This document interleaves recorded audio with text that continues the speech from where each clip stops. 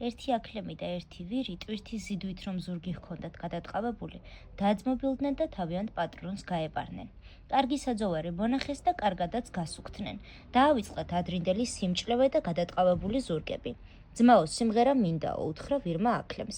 აქლემმა დაუშალა, ნუ ძმაო, აღარ გახსოვს რა ჭირში ვიყავითო?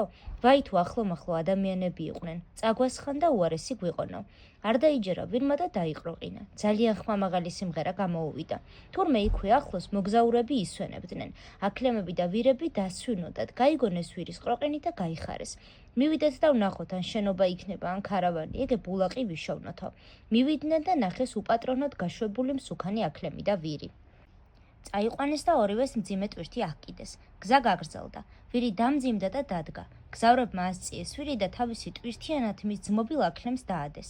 ცოტა ხნის შემდეგ ერთ ვიწრო გზაზე გავიდნენ, რომელიც ციცაბო კლდის ნაპირს მიუყვებოდა. აქლემმა ვირს უთხრა: ძმაო, მინდა ერთი დავროკდე და სამაია ვიცეკვაო.